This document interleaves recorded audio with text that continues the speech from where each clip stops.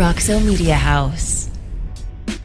Hey Frog fans, welcome inside the Flying T Club studio here at Roxo Media House. I'm Sedona Prince. And I'm Jaden Owens with the undefeated TCU women's basketball team. Thank you for always supporting our program, and we look forward to seeing you at the Schulmeyer soon. We're also excited to host this edition of Frogs Today. In today's show, we'll preview tomorrow's football game against Baylor. And you know we're talking about hoops, plus volleyball, beach volleyball, equestrian, rifle, and women's golf. Today's show starts after a quick word from one of our sponsors. Stay tuned! At Higginbotham, we put people first. So we simply start by listening to you. Whether you're searching for customized insurance, HR, or financial solutions to protect your home, car, health, business, or employees, our specialists are here to serve you, the people you care about, and your success. Higginbotham, insurance, HR, and financial services. Inspired by you. Welcome back inside the Flying T Club studio. I'm your host, Sedona Prince. The TCU football team is hosting its final home game of the year tomorrow against the Baylor Bears. The Frogs are 4-6 and coming off a tough loss to Texas. In his State of the Frogs coaches show, Coach Dykes talked about the way his team fought back in the fourth quarter against the Longhorns last weekend. Yeah, I thought our guys played really well in the second half. We played hard throughout the game, but particularly once we got down, the guys came out at halftime, had a great mindset. Really thought we played physical in the second half and played really tough football and got ourselves back in the game and had a chance to win down the stretch and just couldn't quite make enough plays. So, the early part of the game hurt us. Obviously, the interception at the end of the first half I thought was particularly costly. We're going to go in at halftime down 2 scores and throw a pick and they score quickly. All of a sudden we're down 3. But our guys did a tremendous job. We got, had a 1st and goal down at the 4-yard line who couldn't score early in the third quarter, and guys kept playing. Got the ball back. Defense played well in the second half and got ourselves back in the game. We just didn't make enough plays down the stretch. I got to feel like you guys believe you could have beat that team, and I know you almost did.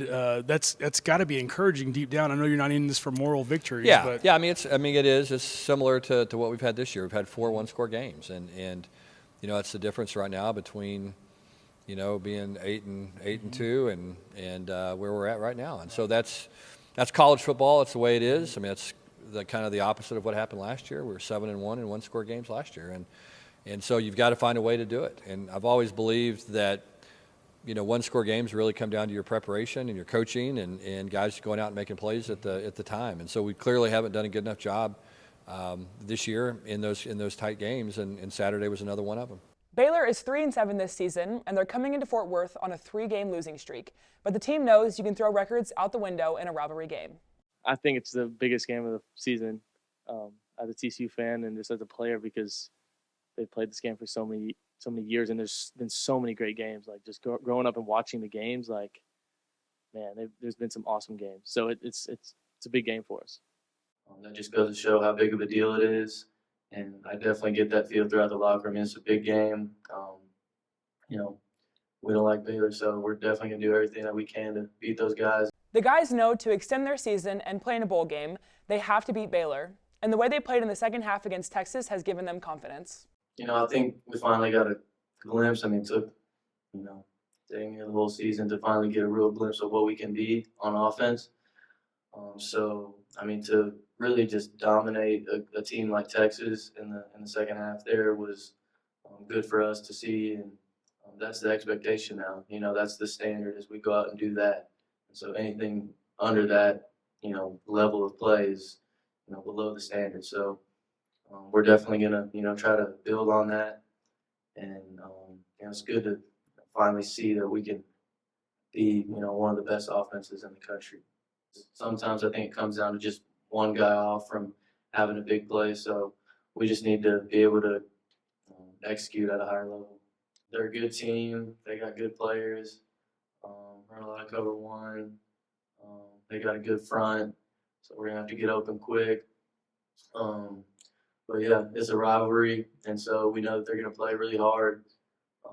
So just gonna do everything we can this week to get ready for them. This is the 119th meeting between TCU and Baylor and will become the longest-standing college football rivalry in our state. This week, both schools announced this annual matchup will now be called the Bluebonnet Battle. Here's what our students on campus are saying. Are there even any Bears from Waco? Who knows? I think it's a really good rivalry because, it helps us push and be better. I like our chances going to Saturday. I mean, Baylor, I think 3-7. They haven't really had the best season so far. It's a hype game. We're all going to be there. So I think it's really good for the team and for the whole school. I just really think they're going to win it. I was at the Fiesta Bowl last year, and I had faith in them against Michigan. So I just have faith in them against Baylor. I think they got it because everything's on the line, so everybody has to play to the best of their abilities. I think they're going to really put on a really good show. We really started to connect and gel together. Josh Hoover looked good in the second half. I feel like Josh Hoover is being more comfortable in that pocket. I feel like he is being a more comfortable quarterback. Our offense was clicking on all cylinders, and I think that'll translate and keep rolling on to the next game. Please don't forget to join us here on frogstoday.com for our pregame show 1 hour before kickoff. Stay with us. We'll be right back. Energy does everything for us. It's all-encompassing.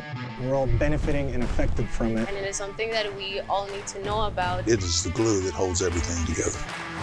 TCU is powering what matters, our future. We don't just talk about what's needed, we focus on results. The Ralph Lowe Energy Institute is creating a world where energy is affordable, sustainable, and reliable. Simply the best barbecue in Fort Worth. Dine in, catering, or drive-through. 2900 Montgomery, just off I-30. Remember, the best barbecue in Fort Worth is at Railhead Smokehouse. Welcome back inside the Flying T Club studio. I'm Jaden Owens. The TCU men's basketball team remained undefeated this season. They beat UT Rio Grande Valley on Tuesday to improve their record to 3-0. It was an impressive 35-point win, but the guys know they still have work to do. Keep getting better on the defensive end. That's what coach is emphasizing right now. Opponents is hitting a lot of threes on us, so just cutting down their three-point makes. I think, you always could do better. But I feel like coach is preaching defense, and that's what we just got to keep that in our mind and keep. I think it's just consistency with it, and we've been having slow starts, but that's okay. We can figure that out. We got a veteran group, so. During our football pregame show on Saturday, Coach Dixon stopped by the set to talk about this basketball season and how the Frog fans can help. Frog Army's been great, and we don't quite get the crowds I'd like to get in November and December. Yeah. I know you got finals and you got Thanksgiving and you got some football going on in Texas, but we've got to pack the place. It'll be packed in January. We're sold out, I get it, but we need everybody to come to these games. It's got to be more. Yeah. We'll spread the word. And we're exciting basketball. We lead the country in fast break points. We're even faster this year, so it's fun to watch. The guys play again tonight when they host Mississippi Valley State at 7 p.m. As for us, we're on a roll too, and we want to see the Frog Army show out for us. Our teammate Madison Connor was just named Big 12 Player of the Week. She's just the 7th women's basketball player to receive that recognition. We love Madison, and like Sedona and I spoke about in postgame, our team has so many weapons. Just our toughness. You can see it on defense and offense. We're just a really tough team, and when we're not getting our offense, we work on getting stops. But we have so many threats, inside, outside, shooters, drivers. Doesn't matter. We're solid from every position. They make my job so easy. You know what I'm saying? Like knowing, just coming off a pick and roll, I have so many threats on this floor with me. I have 4 other threats that are deadly. You know what I'm saying? And so if you want to come out on me, well, you got Dona down there. If you want to come out on Dona, then well, we got Madison Connor in the corner. Like then you want to do that, we got Agnes, we got Una. Like it's just a threat that makes your job so easy. I love it. It's a good one. We host Army on Sunday. Tip-off is at 1 p.m. And after the game, we're signing autographs, so please come by and say hi. Also, did you see we picked up another big recruit out of the transfer portal? Haley Cavender will join the team next year. We know she'll love TCU and Fort Worth, just like the rest of us. Sedona and I clearly started a trend bringing more eyes to TCU through our presence on social media. Yeah, well, we added a really good basketball player. Haley has a huge following on social media, and some of that hides how good she is as a basketball player. Last season, she was second team in the ACC. She led Miami in scoring and assists and minutes on an Elite 8 team. That was a game away from the Final Four. Haley is an elite competitor, has an incredible work ethic, shot 40% from 3. And so what gets lost in their huge social media following is that she's a heck of a basketball player. So really excited to get her plugged into our system, and we value skill and shooting and put her in the pick and roll system. I think she's going to be unbelievable. The social media piece in today's college athletics is huge, and recruiting is a huge part of this whole deal. And I think from Sedona coming here and her following, and Jaden Owens and her following, and Haley and her following, TCU's attracted some of the biggest names in our sport. To come and play college basketball here. And our goal is to create the best women's program in the country. And you got to do that piece by piece, and you got to build that right. But there's no reason we can't. TCU has everything in store to do that. But this is hard, you guys, taking over a 1-17 program and digging it out of the hole and attracting elite level talent, but we've done it. And now it's, all right, let's double down on this thing. And our staff's recruiting the right high school kids and the elite ones, and we want to build a monster here. Another women's program looking to make a run in the postseason is our golf team. Frogs Today student reporter Ella Gonzalez has a closer look. Hey Frog fans, TCU's women's golf just ended their season breaking a school record. What a way to end the season in preparation for their spring conference play. You know, I mean, breaking a record isn't something that happens every day. We did not have a fall season like we anticipated. It was more of a sigh of relief, like, okay, this is who we are, this is what we do. We have this in us, and it was just a morale booster, if anything. We wanted to end the season on a good note and have some momentum going into the spring. Physical game, we've got, we hit the ball better than anybody. It's really working 6 inches between the ears and the putting green. So that's our focus this off season.